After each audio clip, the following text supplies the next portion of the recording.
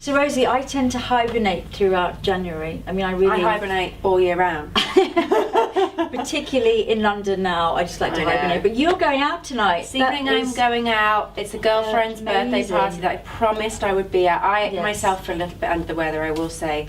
January is always like so sluggish and kind of uninspiring month. Post kind of holiday. Post holiday, then there's all these New Year's resolutions, get back in shape and everything. So, but I am feeling a bit run down. So I text you this morning. You do my makeup, make me feel like a new woman. So I am leaving my look up to you, but I'm wearing probably just some leather pants or black jeans, some over-the-knee boots, maybe a little silk camisole. I guess thinking maybe a silvery colour. I've got this really beautiful vintage silver camisole. Kind of glamorous rock and roll. But easy and yes. Okay, so why don't we in that case do maybe more of a lip stain? So something like a kind of berry stain. Okay. Some colour in the cheeks and a little bit of contouring so that everything is nice and sort of bright, and particularly this time of year. And then on the eyes, a little bit of sparkle, maybe some silver, I love that. Taupey grey, sort of that kind of sparkly thing. So your eyes very wide open. It's not it's light and kind of airy. I love that. That's kind of following that rule of doing something a little cleaner on the eye and doing a stronger lip. Love that. Yeah. So it just looks effortless and easy. Fabulous. And George is going to do your hair. George's hair. You are going to feel $1 million. Let's get started. So to save time, I've done your base and your concealer. Yes. Because we did that in the last video. So if you haven't seen that, please watch it. And I've used a foundation with no SPF because I know you're going to be photographed a lot tonight, and we didn't want any dreaded flashback. I'm going to use this blush because we spoke about berry tones, and this is a nice creamy blush by Stila, and it goes on quite strong, and then you kind of buff it away. You can use fingers or you can use a brush. I'm going to use actually the brush that I put your foundation on with, and just start really nicely buffing in those edges, because what you want with cream powders and cream blushes is to have it really in synergy with the skin. So if I turn you that way, you can see how really buffing those edges and starting to blend it in with the foundation. And this way also you're able to build up slowly, so you can keep kind of stepping back. And I love cream blush. I love cream blush too. I think it's just the ultimate natural look. Yes, fresh, isn't it? And I love, like you said, you can build it, make it as strong as you like. I always put a little bit on my brow bone. Yeah, that's whatever really blush nice. colour I use on my apples of my cheek, I always put a little bit on, it all on together. the brow bone. Let's do that then. And if you've got blue eyes, I always think it kind of pops them a little bit as well. So that's a good trick that I picked up. So now I'm just going to use some powder, loose powder, to set the concealer, and just use a little bit down the centre of the face, so just on the T-zone, and also to set concealer under the eyes. So for eyes, Rosie, I'm thinking of this palette by Bourjois, because it's got the kind of glittery silver, but it's got these really nice cool tones, almost like lavendery kind of browns. I think they'll be quite nice with... I love taupe colours on the eye. With your contouring outfit. and... Yeah, we'll just do a contoured eye. We won't do anything too heavy. Beautiful. So I'm going to start with this shade, which is the kind of taupey lavender colour there. I'll use a tissue because we have done our base, although we're going to go light. And then I'm just going to go with this colour all over the lid because it's quite light. And then we'll work the darker shade just into the contour a bit. Just all across the lid, just above the socket line. And then I'm going to start using, I'm just going to use a smaller brush, which I should have done, this kind of cool toned brown shade. Start buffing into the socket line. How many colours do you usually use on that eyelid for an eyeshadow look? Is there sort of a maximum or minimum amount that you like for the definition? I mean, 3 is great because you can do sort of light, medium and dark, but I think 2 is fine, to be honest. I mean, people get so carried away with loads of colours, but I think, you know, 2 good eye colours and a highlighter of some description is enough. Otherwise it kind of gets really complicated, unless that's the kind of look you're going for. You know, you want to make a real statement with loads of colour, and then just really buffing. We know you like that winged out look, even if you're not having a wingy liner. We're still going to go for that shape. So just open your eyes for me. So you can see we're just kind of shading here at this outer corner. I'm going to use a similar shade, so that kind of cool taupey lavender underneath. Look up for me, darling. And then just at the outer edge here, actually, just going to do a really soft little bit of definition there. And just blend up from there. And then I'm going to use this very shimmery colour, well, kind of glittery silver, just at the centre. So whilst you're doing the glitter, sparkle, can I ask you a question that's coming from one of my followers? Yes, definitely. So I'm Charlie Perry says, "Hi Rosie, can you ask Lisa how she gets your skin so naturally glowy looking?" Well, you've already got very naturally glowing skin anyway. I just used a light layer of foundation. Haven't gone too heavy because it can get cakey and you don't need it, and most people kind of don't. And then just using the concealer where it's needed, so really focusing on those shadowy areas or any blemishes, but keeping the overall kind of dewiness there and the glow. So I've just applied mascara to lower lashes only because you've got your extensions on the top and they look so lovely. Thank you. They're my sort of favourite pick-me-up. Obviously it's January and I've been feeling a little under the weather, and so the other day I had a set of extensions put on by my girl Catherine at Flutter Eyes. She works in London and it's her own company, and I have to say they really do make a big difference. Sometimes I like to get them for special occasions or big important shoots or something, but this time I just felt like I needed a little spruce, a January spruce. So they look really good. Thank you. So I'm just going to do a little bit of contour now. I'm actually going to use a powder contour just from the top of your ear. I have a good question that's come in from Happy Sunshine Barbie, and she says, "Hi Rosie, my question is how can I achieve a natural but still defined contour?" Oh, I think it's all about getting the right colour, because sometimes you use a bronzer which can be very orangey or a little bit too red. So when you're talking about contour, you're talking about shadow. You can always add warmth later with bronzers and blusher, but it's getting that good colour. Like, for example, I'm using this one, which is almost looks quite greyish. I don't know if you can see, that one's by Kevin O'Quan, and it just will mimic that natural shadow. So when you're skinned in shade, and then you can go over the top and warm it up, but it's just really good. For me, it's about having a bit of patience as well, and really kind of making sure it's building blended up slowly. It's the blending.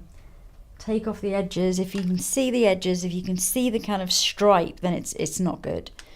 Particularly, if you're going to be wearing it in daylight, and I think lots of people forget that contour in daylight looks very different from how it looks, in photographs. Or I do always think it's worth checking your makeup in a mirror in daylight or close to a window, just to check that everything's blended and definitely doesn't look cakey or anything. I always try and make sure I do that if I'm wearing a bit of makeup in the daytime. So I'm just looking through some colours. We're going to go quite berryish. Now, you and I both put some questions onto our Snapchat, and we asked everyone if they had anything advice they wanted about beauty or makeup, and not surprisingly, the majority of people wanted to know how to get fuller lips, because it is your trademark and you are genetically blessed in that department, unlike myself. It's funny because I was teased at school so much about it, and isn't that funny? So it's kind of full circle now that it's become my trademark throughout my career. But yeah, it's a really good question, because I actually have an affinity and a real love for lip liner, and I wear it nearly every day, even without lipstick. So one of my tricks is to always have really hydrated lips. I love to wear a lot of lip balm. Put some lip balm on. So I'm going to use this one here, and I just like to rub it into my lips and have them nice and hydrated without having too much, so it's slippy. It's getting that good kind of. And I have quite a sort of red tint to my lips already. Yeah, they're naturally such a nice colour. So we're going to go berry. So what do you think? Yeah, I'm going to use this lip liner here now. But one of the things that I actually like to do just on a day-to-day is to use a lip liner that's really close to my natural lips anyway. That's right, we did that in the last video, which looked really kind of your everyday look. So it looks then it looks really naturally defined. Yes. So I start with this lip liner here, which is kind of going to be a good match for our lipstick that we're going to put on later. And I just really follow the line of my natural lips. And the nice thing about lip balm is that it kind of makes it really easy to run along your natural lip line. And you're not getting that harsh. You're not getting too much of a harsh line, and it's really blendable. And so just it's hard to do talking at the same time. And then you buff it slightly on. I mean, I've got much thinner lips, and I swear by lip liner, particularly if I'm using a dark colour like we're going to use on you today, a berry colour or a red. So I have to overdraw my bottom lip particularly.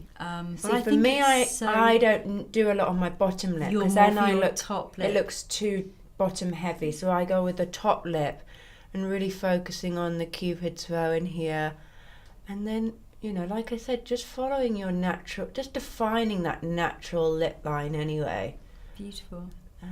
So it is about really what you've got and working with what you've got naturally. Yeah, but just defining it. Yeah, defining, absolutely. And then if you need to just blend it in, I just do that with my finger. So yeah, that's how I end up. Very nice. So let's use the berry colour. Right, before we carry on, I've had a message from Patricia, and she wants to ask you, Rosie, what's the one beauty ritual that you stick by, absolutely stick by? That's a really good question, Patricia. I would say the one beauty ritual that I really, really stick by is the importance of looking after your skin and your skincare, and really investing in the best skincare that you can afford. I really believe in regular facials. I believe in drinking a lot of water. I believe in having a good diet. But I think skincare and products are really important, and I also really believe in wearing SPF and sun cream every day, and certainly in the sun, and keeping your skin out of the sun. I mean, I know it can be a bit boring. I especially love to be a bit tanned, but on holiday. That's my concession. Yeah, like, if you can fake the tan or bronze up your skin, I always think in the end, in the long run, you're going to be happier with the condition of your skin. I agree. I think your skin is like the canvas to everything. We spoke about that last time in our tutorial. It really is the canvas, and then, you know, if you've got great skin, everything kind of like sits on it perfectly and much, much better. So that would be my one beauty ritual. What's yours? I think mine would definitely be cleansing, actually. So kind of it kind of reinforces what you're saying here. But, you know, getting home at the end of the day when you've got makeup on and really getting that makeup off. I like to do a really good massage while I'm taking the makeup off. I agree with you on the SPF. And there is only so much you can do with makeup. If your skin is dry and needs a little bit of exfoliation, or if it's, you know, really dehydrated, then makeup just won't sit properly. So it is about kind of really cleaning the skin and using good products. I think we're both saying the same thing.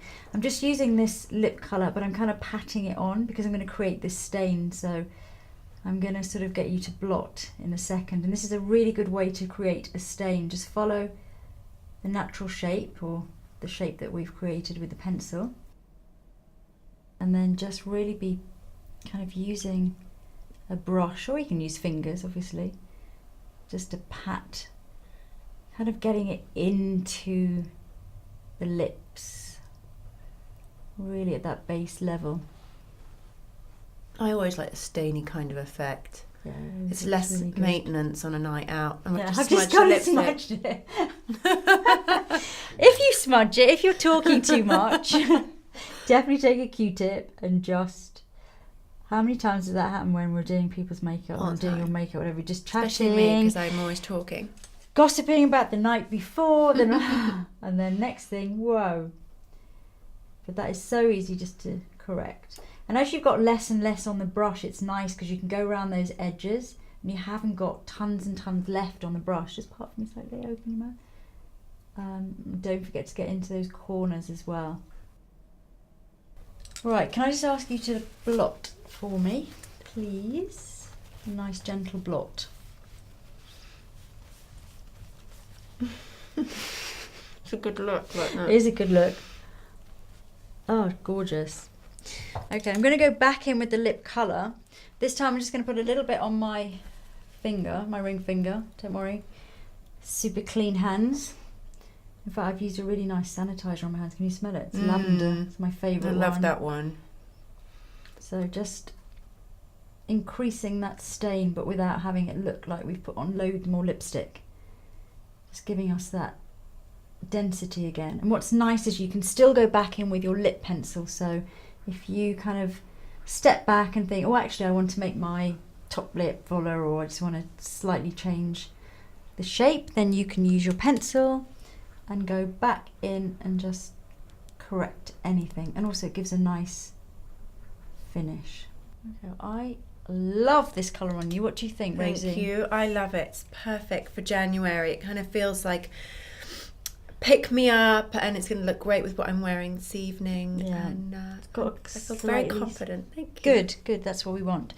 I'm going to finish off with a touch of highlighting blush. So just going to, obviously your cheekbones are already to die for, but we can enhance that even further. That's why we love makeup. So I'm just going to go on top of the blush we did earlier. We used a really nice cream blush, which is now pretty much in synergy with the skin. So I'm able to go over with a touch of highlighter. That's really beautiful. And that's nice because it will photograph really nicely.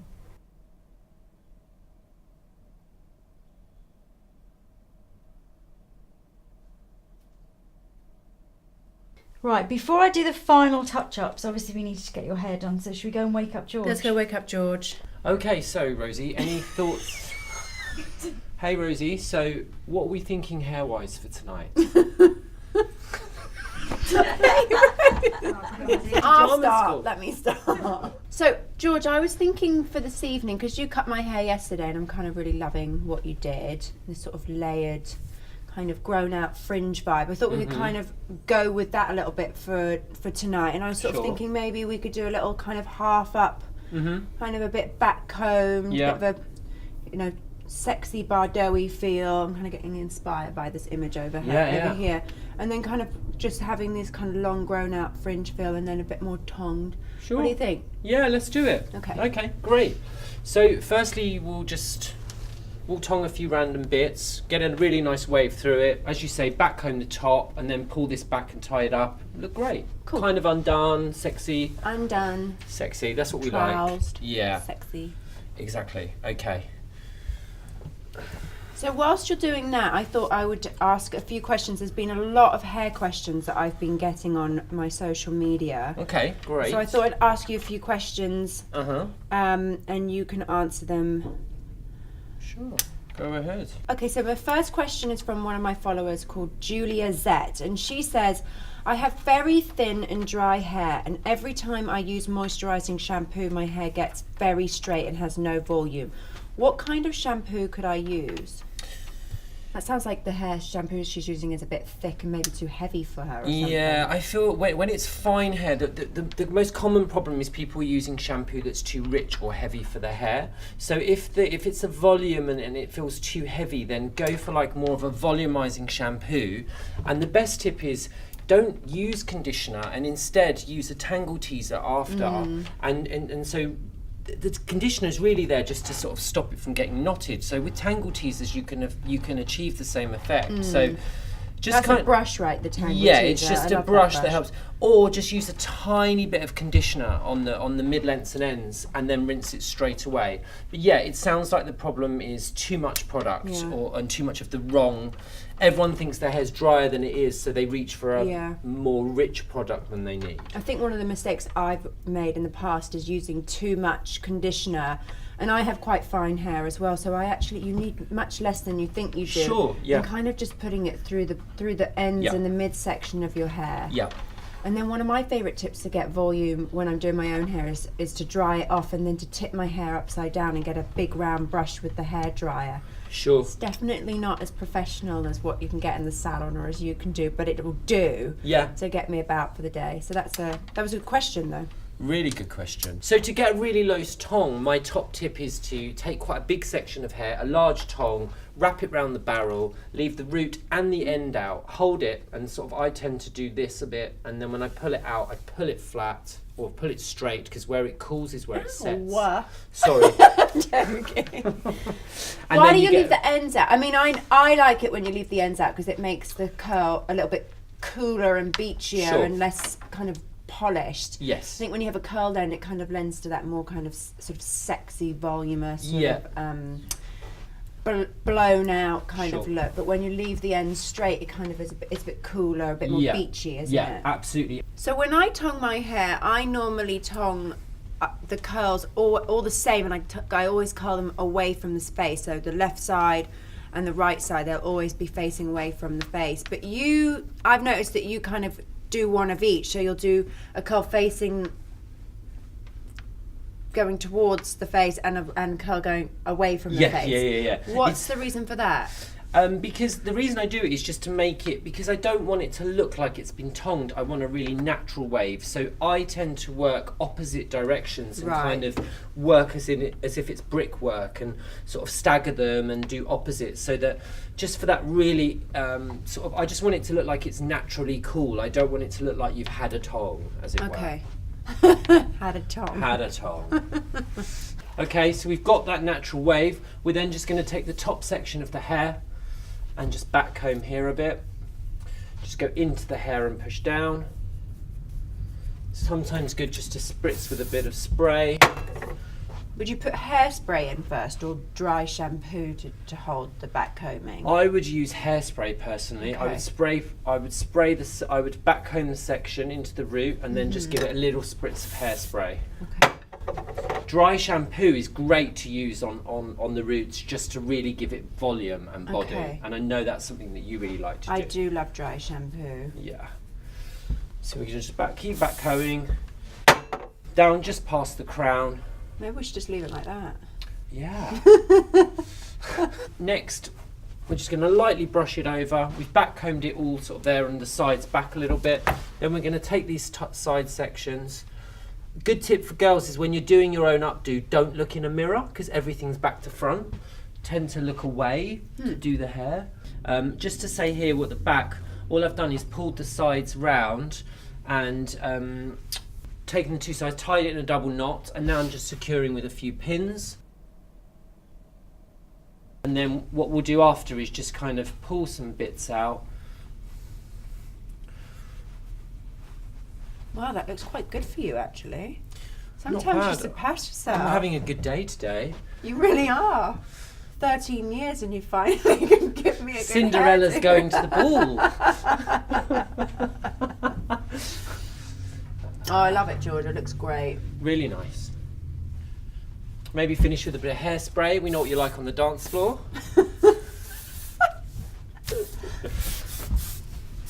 Looks great.